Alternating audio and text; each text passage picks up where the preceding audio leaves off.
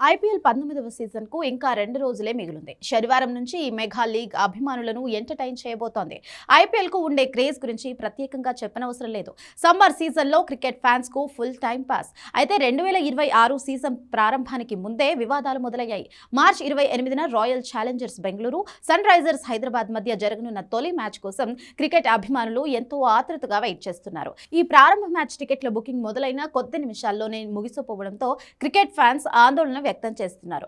మంగళవారం సాయంత్రం 4 గంటలకు టికెట్ల బుకింగ్ ప్రారంభం కాగా కేవలం కొన్ని నిమిషాల్లోనే సోల్డ్ అవుట్ బోర్డులు కనిపించడంతో వేలాది మంది అభిమానులు నిరాశకు గురవుతున్నారు.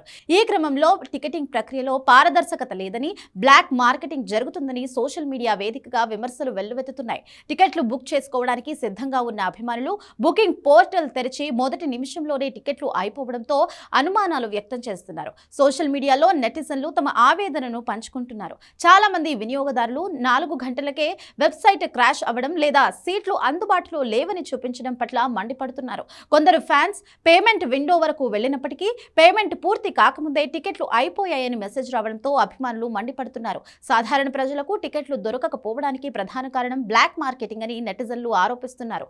టికెట్లను భారీ ధరకు బయట అమ్ముకోవడానికి ముందే పక్కన పెట్టారని లేదా ఎక్కువ శాతం టికెట్లను వివిఐపీలు స్పాన్సర్లను కేటాయించారని విమర్శలు వెల్లువెత్తుతున్నాయి. 40,000 సీట్ల సామర్థ్యం ఉన్న స్టేడియంలో కేవలం కొన్ని వందల టికెట్లు మాత్రమే సామాన్యులకు అందుబాటులో ఉంచారా అనే సందేహాలు ఫ్యాన్స్ వ్యక్తం చేస్తున్నారు. ఇంతవరకు ఈ ఆరోపణలపై ఐపీఎల్ గవర్నింగ్ కౌన్సిల్ కానీ అధికారిక టికెటింగ్ పార్ట్నర్లు కానీ స్పందించలేదు. ఈ హై వోల్టేజ్ మ్యాచ్ కోసం టికెట్ ధరలను నిర్వాహకులు భారీగానే నిర్ణయించుకున్నారు. సామాన్య అభిమానుల కోసం కనీస ధర 3,750 ఉండగా లగ్జరీ సీట్ల ధర 47,000 వరకు ఉంది. ఈ స్టేడియం గతేడాది జూన్లో జరిగిన ఓ విషాద ఘటనకు సాక్షిగా నిలిచింది. అప్పట్లో ఆర్సీబీ విజయోత్సవ వేడుకల సమయంలో జరిగిన తొక్కిసలాటలో 11 మంది మృతి చెందారు. ఆ ఘటన తర్వాత స్టేడియంలో భద్రతా కారణాల దృష్ట్యా మ్యాచ్లను నిలిపివేయగా ఇప్పుడు మళ్లీ ఐపీఎల్ ఓపెనింగ్ మ్యాచ్లతో పునః ప్రారంభం కాబోతోంది.